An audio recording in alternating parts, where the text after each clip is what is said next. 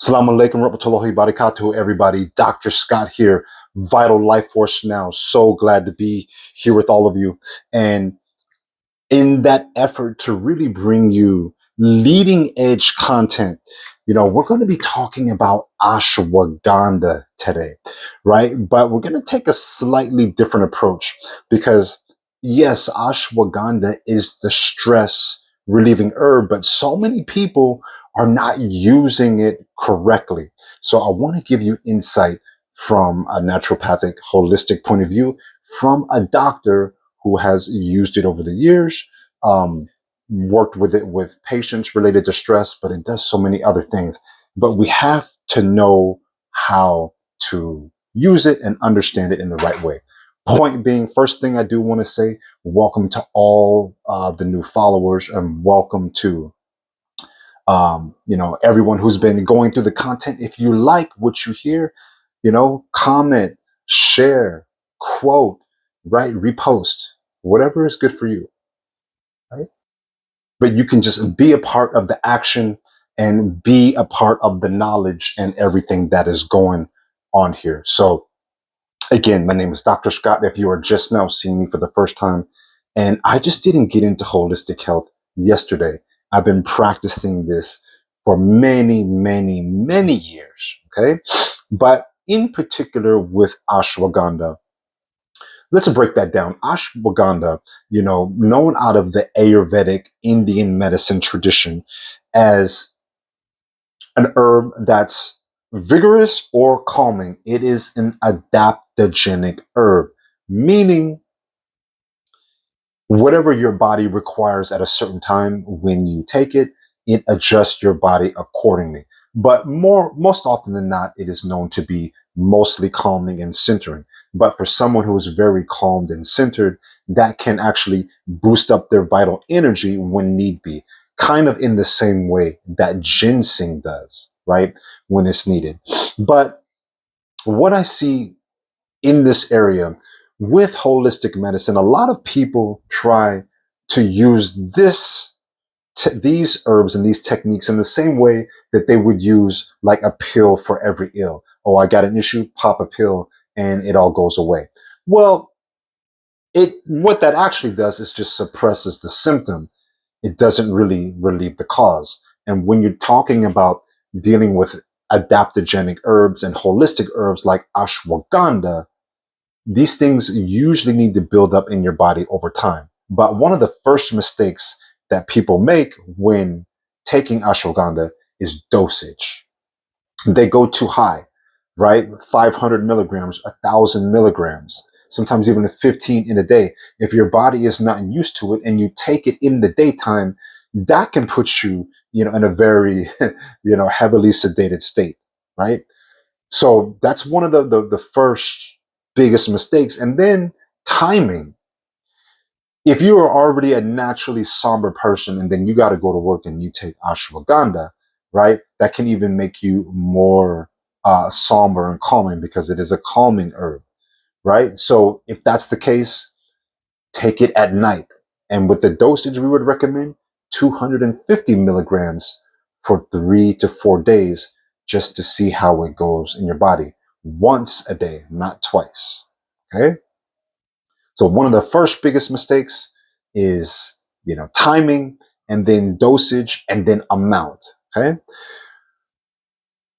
Another part to this that people often get wrong is that maybe they're just feeling maybe a little not good, a little depressed or whatever, and then they just take it, right? They might see some relief, but then they stop, right? And then they might find themselves out in a stressful situation again. But the reality is these are things you probably want to have circulating through your system, just like in the same way you would do for black seed or turmeric, right? Because the whole point is prevention in the first place, right? So if you are known for mood, instability and, really, really somber, preferably at night, preferably at 250 milligrams once a day. Okay. So that's super, super important. Um, how did Unani practitioners and Ayurvedic practitioners view things like ashwagandha? Well, they both agree that they help and they heal and they do everything that I just talked about. But whereas one hand, from the Unani perspective, they're really talking about it, how these things affect the humors, right? How these things affect your humors, the akhlat, the spirit, the ruh, right? The knowledge with those things, your bodily constitution. Likewise, on the Ayurvedic side, it's a little bit similar, but they see how they align with your chakras and your doshas and everything related to that.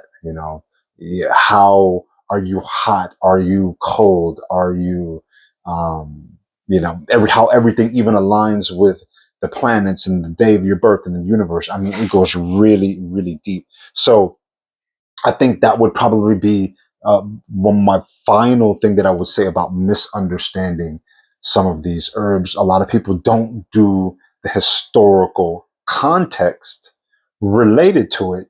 And then just to even see, based on what they read, based on what they know, is it even right for them? Maybe there's something else that aligns with you. And that's something that only you and your practitioner can decide. And also, we don't really want to be mixing a lot of those if you're already taking, you know, um, sedative, right? Medications for major mood instability, right? These things are usually just for mild situations, just to keep it calm, keep it smooth. But if you're experiencing major life crises and events, of course, seek out help, right? Seek out professional health. And if you want to go the full naturopathic way, I commend you. That's great. But make sure you're getting the right dosage, because there are other things that are going in your life that only ashwagandha will address one part of that. You have to address the other part of that via mindset, via exercise, via nutrition, things like that. So should people become aware of it? Absolutely. But you have to know if it's right for you, for your constitution. You have to know the amount, and you have to understand timing. Okay. This is why I exist. Dr. Scott here, Nature's First Path, Vital Life Force Now, to give you the knowledge, to give you the information that you need. You can go back, review any previous videos related to this. You can just do a search. You can visit the website at naturesfirstpath.com.